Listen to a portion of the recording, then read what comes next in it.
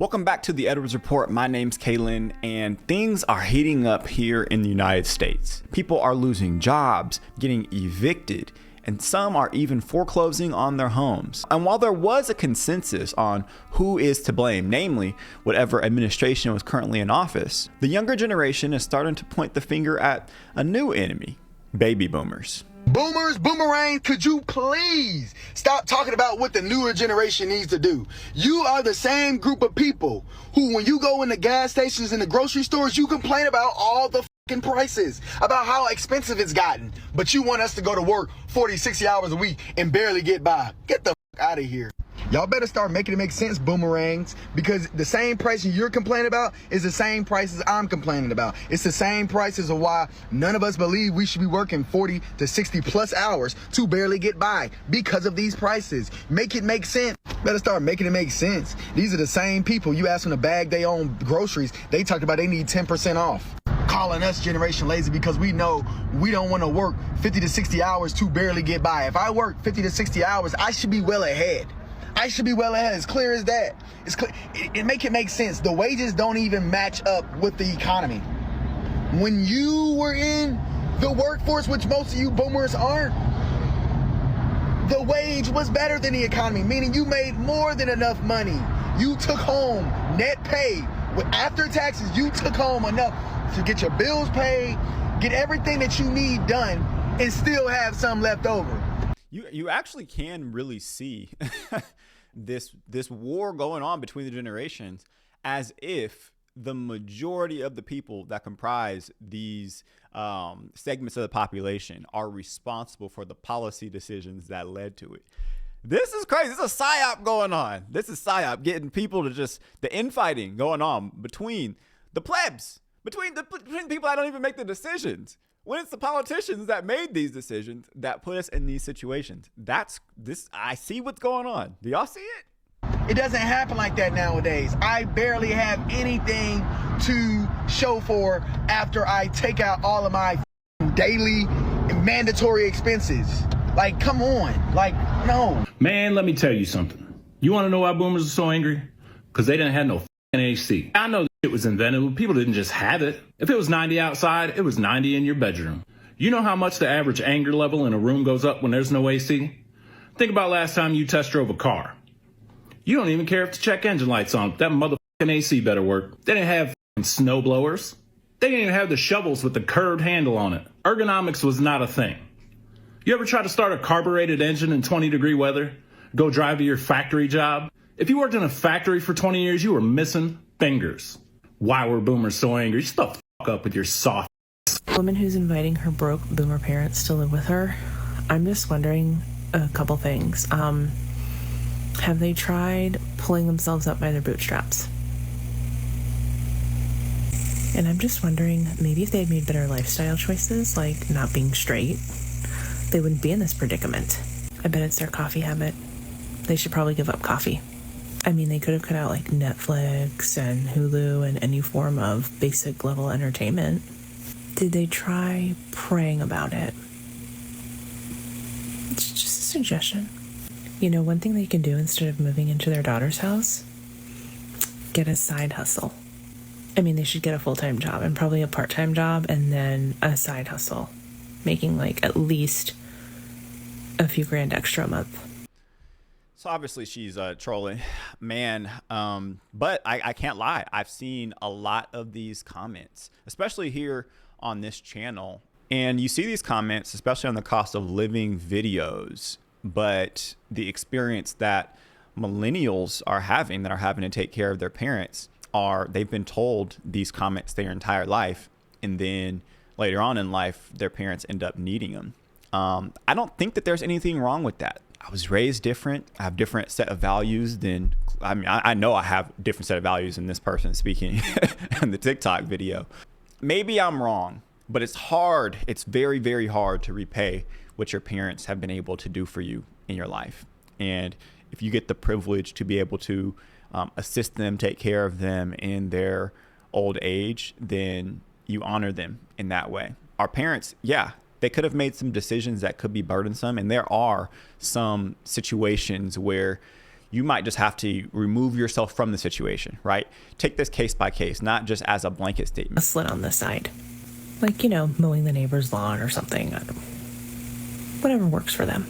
So I know a lot of people, have this idea that boomers are just hoarding all the money and they have all of this money. But let me give you a perspective of what my boomer dad is going through right now. My dad worked for the same company for 30 years, a low-paying job, stayed with the company, bought a house, all of that sorts of stuff, got fired. Now, since then, he's been working another very low-paying job and had no money, has no savings, no retirement, owes a bunch of money on the house, can barely afford bills, putting stuff on credit cards, and just is oblivious to the fact, just has no financial literacy whatsoever. So now us, his kids, are having to, everything is piling up now.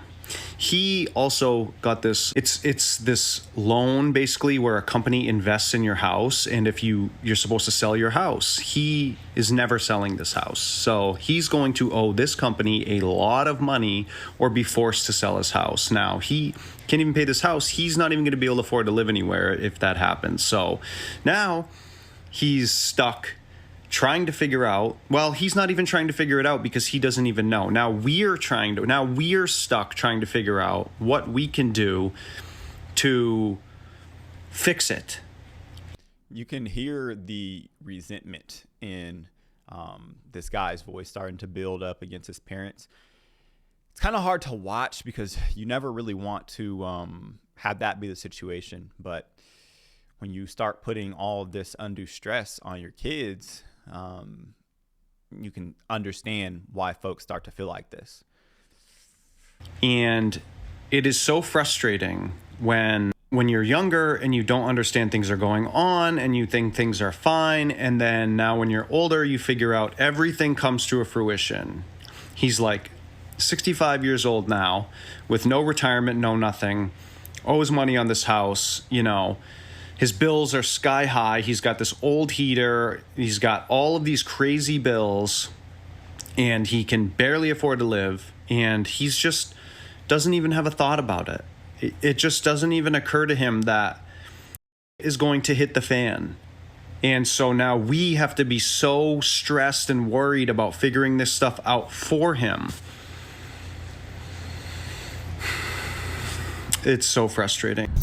You people on here, man, young people, this is your grandparents, this is your mom and dad, especially if you're my age.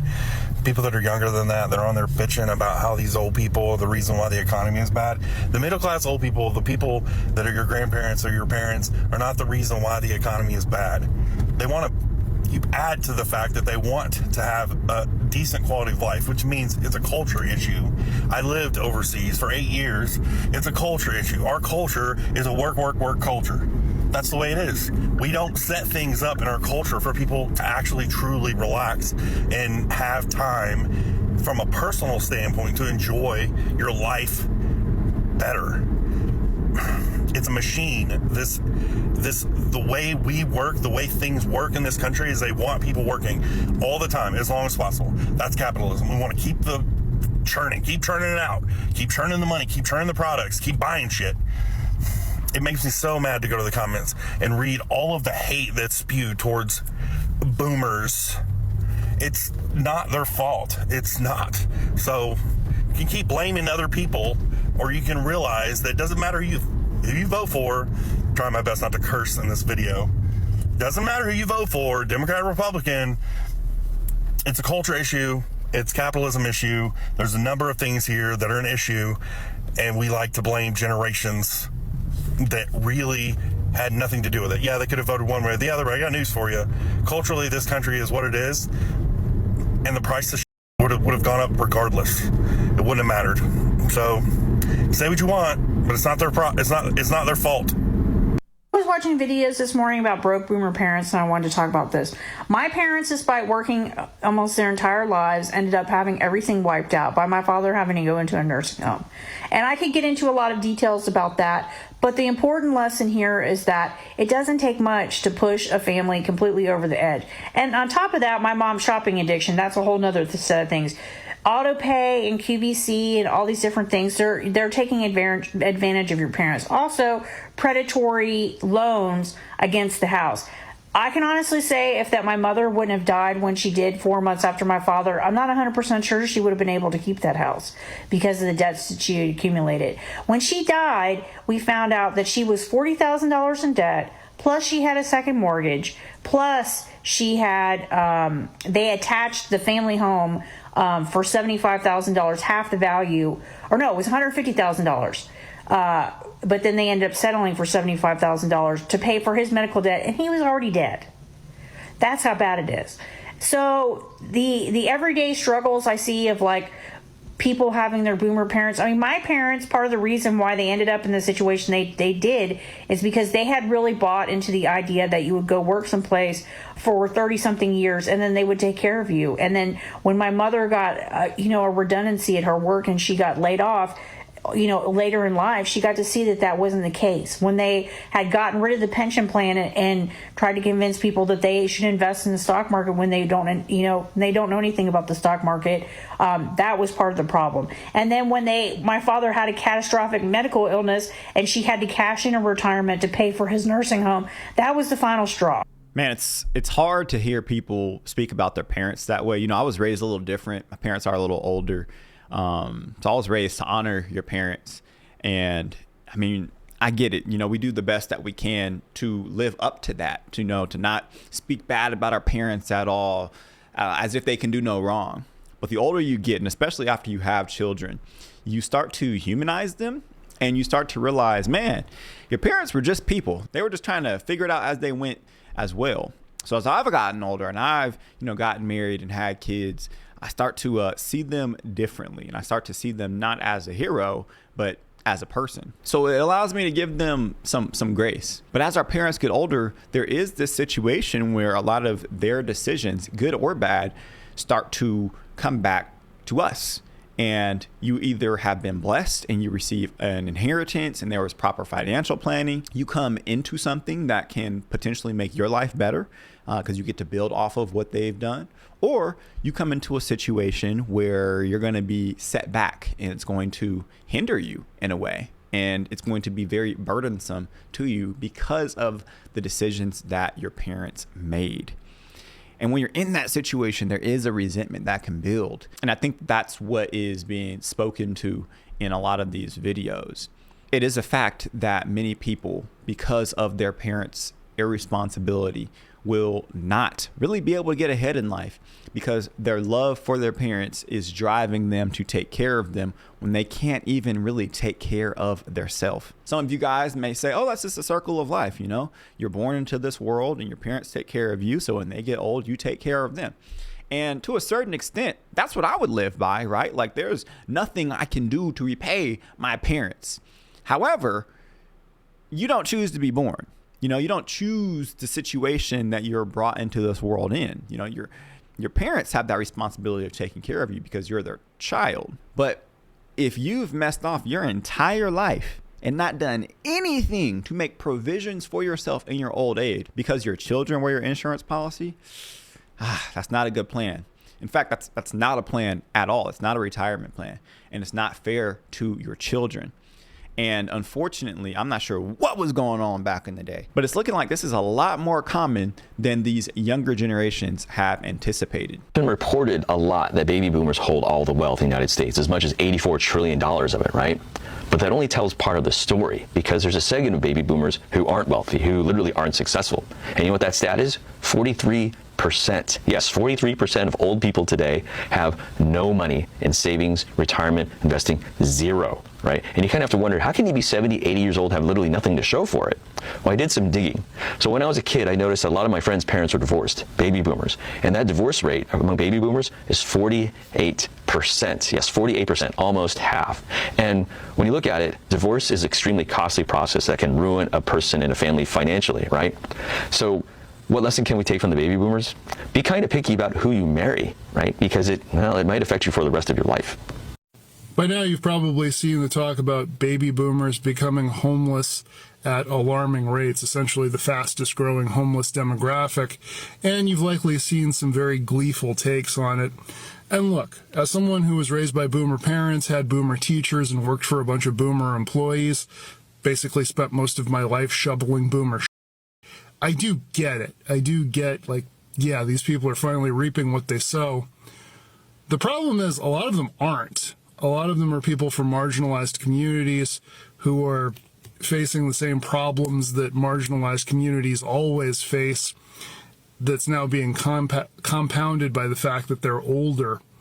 And while I'm sure some of the boomers in question are, MAGA, Trump supporting, whatever, it's important to recognize that a large percentage of them are not. A large percentage of them are people who did all the right things. And we're at an interesting level of evil in this country that people would wish bad on a certain segment of the population based off of who they vote for. Insane. And who are not deserving of what's happening to them any more than any other unhoused person is. I get the glee at seeing this trend, I really do, but the simple fact is these aren't the people who are the source of your problems.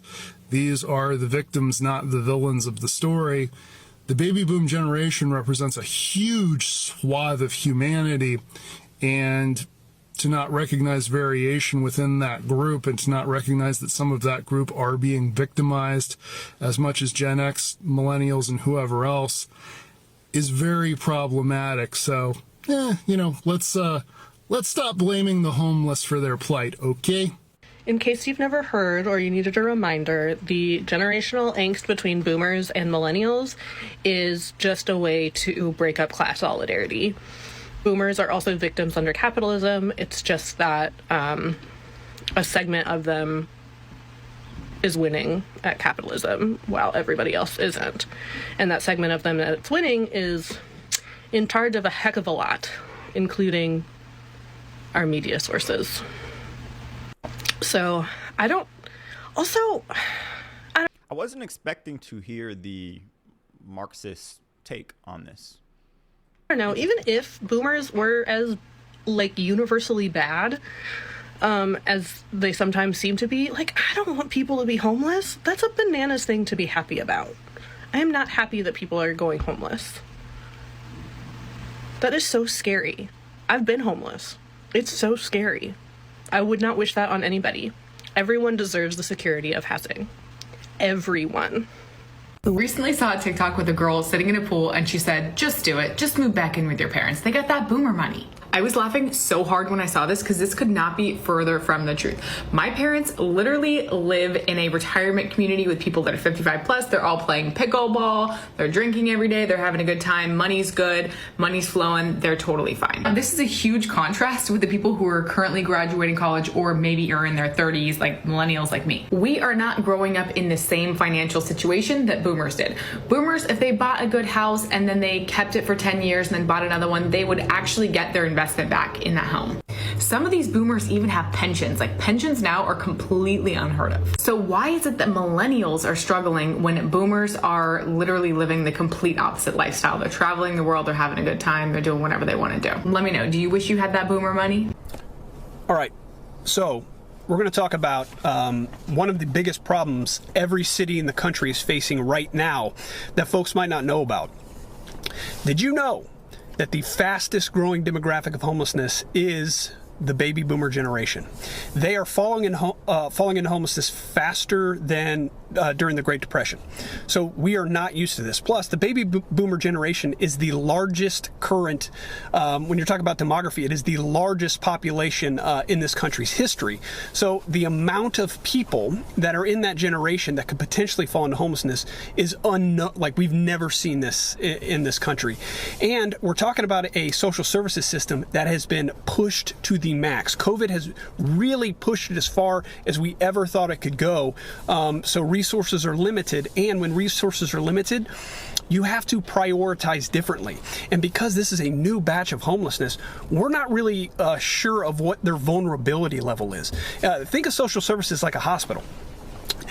The hospital is always going to take the person with a potential heart attack over a stubbed toe, even if the stubbed toe person comes in before the heart attack person, right? It's the same thing in social services. You have to prioritize the highest level of vulnerability, and these people are new to the system. They haven't ever been in it. They don't know how to navigate it, but they're coming from housing, so it's going to be difficult, and the systems are going to have to react to this, and quickly. And I'll give an example from my personal life that is emblematic of what's happening across the country. My stepdad passed away. And when he passed away, it left my mom, who is disabled and on SSD, Social Security disability income. She makes probably $700 a month, something like that. In this housing market, you're toast. I mean, that's it. Unless you own your home. We don't. We've been renters my whole life. So I moved in with her. Imagine if she, and I'm not saying anything about me, I think anyone in my position would do it. Imagine if someone like me wasn't there for that person, or like you, to help them out. So cities are going to have to get creative on this. And really, they can do a couple of things. They can pass rent control ordinances, which, let me tell you, there would be a fight like no other, especially in the Midwest. If someone's going to try and pass rent control ordinances, there would definitely be a fight, so it might be tough to get done. And the other thing, and I think this is what cities are going to have to do, and I'm talking about the government and the social services system, is find some matchmaking algorithms to start pairing roommates. We're going to have to find a way to maximize. That's very interesting. That's very interesting. Because, I mean, I used to volunteer at retirement homes, and my grandma used to live in one, and I just remember them having individual housing. I don't remember there being a roommate system. But that I mean, I'm just speaking from ignorance here. I've never actually heard of this being a solution. That's interesting. The income of these folks, they're not able to make more money, so we need to maximize it, and really a way to do that is to pair people up. Imagine if my mom could find a roommate that wasn't combustible, wasn't fire, their personalities matched. It could really go a long way, and we're going to need to be able to do this at scale. I'm worried about boomers retiring, and it's not for probably what you think. I am worried that they will get depressed because their whole life was achievements around work and building a career that can support a family. And now that they're retiring, like the first few years, I'll be so excited and kind of dealing with like the burnout from working so hard for so many years. But I feel like the other aspect will be like depression with the people who can fully retire. And I know boomers are out of touch and this app likes to get on them, but like, I think this will be such like this mixed with a loneliness epidemic. Like, I feel like those two things are really big issues that. It is a good point, and especially because you can tell that there is a general lack of respect from younger generations for their elders. So do y'all really think a lot of these kids, a lot of the younger generation, want to spend any amount of time with the older generations? Do y'all really think they're going to be visiting and checking in? I mean, some of y'all in the comments right now are in your older years. Maybe you're retired. Be honest. Do y'all kids really check in on you as much as you would like them to? Are they showing up as much as you might have expected or raised them to? Now, yeah, there could be some reasons they might not like y'all. You know, y'all might not have been very nice, good parents to them. But I think what she's saying, she's really hitting on some things that a lot of people aren't thinking about, which is who is going to be there for them when these older people are alone. That need to be taken more seriously. Or maybe I'm just like overthinking about my own parents, but I really worry about it overall. Here's something I notice about a lot of boomers is they refuse to retire. Like, they don't want to give up their status and power and wealth, but they're so clocked out when it comes to showing up for their adult children and grandchildren in the ways that really matter and help.